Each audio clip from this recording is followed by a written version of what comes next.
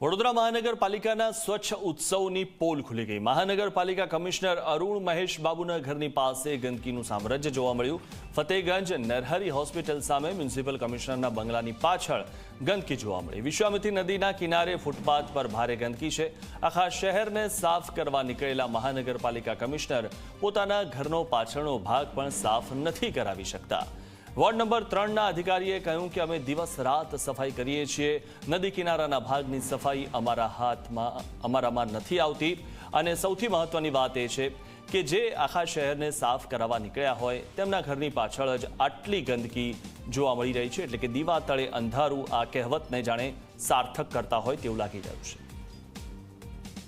ગામને સ્વચ્છતા કરવા કમિશનર નીકળ્યા છે, પરંતુ એમના ઘરની દિવાલની બહાર જોઈ શકો છો કયા પ્રકારની અહીંયા ગંદકી છે, કયા પ્રકારના અહીંયા પ્લાસ્ટિકના થેલાને બધું ગંધાઈ રહ્યું છે।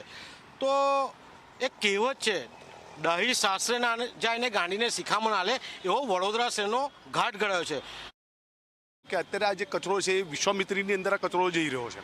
પહેલાં તો વાત કરી કે વિશ્વામિત્રીને ઓલરેડી આ લોકોએ ગંદી કરી નાખી છે, ગટર ગંગા કરી નાખી છે। અને જ્યારે અત્યારે તમે કચરાની વાત કરો તો કચરાનું બી વહેણની અંદર બધું જે કચરો છે વિશ્વામિત્રીમાં તણાઈ જાય છે। એટલે ખરેખર તંત્રએ જો આ વાતનું કાળજી રાખવી જોઈએ, ફક્ત ને ફક્ત દેખાવો નહીં કરવો જોઈએ।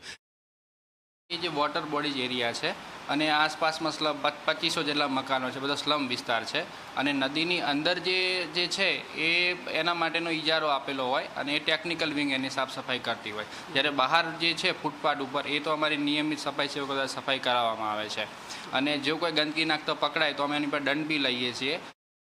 વડોદરા શહેરમાં કોર્પોરેશન દ્વારા સ્વચ્છોત્સવની ઉજવણી કરવામાં આવી રહી છે, જ્યાં ઠેર ઠેર સ્વચ્છતા કરવામાં આવી રહી છે। ખુદ સ્વચ્છતા અભિયાનમાં શાસકો અને મોટા અધિકારીઓ જોડાઈ રહ્યા છે। ત્યારે ફતેગંજ વિસ્તારમાં આવેલા મ્યુનિસિપલ કમિશનર અરુણ મહેશ બાબુના બંગલાની બિલકુલ પાછળના ભાગે તમે જોઈ શકો છો કે વિશ્વામિત્રી નદીના જે તટ છે ત્યાં કઈ રીતના કચરાનું સામ્રાજ્ય છવાયું છે।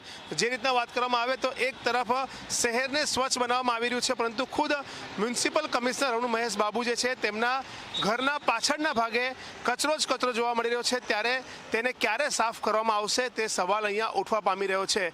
મહત્વની બાબત છે કે શહેરના અલગ અલગ વિસ્તારમાં જઈને ઝાડુ મારવાથી અથવા તો સ્વચ્છતા કરવાથી સ્વચ્છતા તો થઈ રહી છે, પરંતુ જ્યાં ખરા અર્થમાં જરૂર છે વિશ્વામિત્રી નદીના તટ અને કિનારા વિસ્તારમાં સ્વચ્છતા કરવાની ત્યાં નથી થઈ રહી, જેના કારણે આખો જે કચરો છે તે વિશ્વામિત્રી નદીની અંદર પણ જઈ શકે છે અને તેના કારણે પાણીનો પ્રવાહ પણ રોકાઈ શકે છે।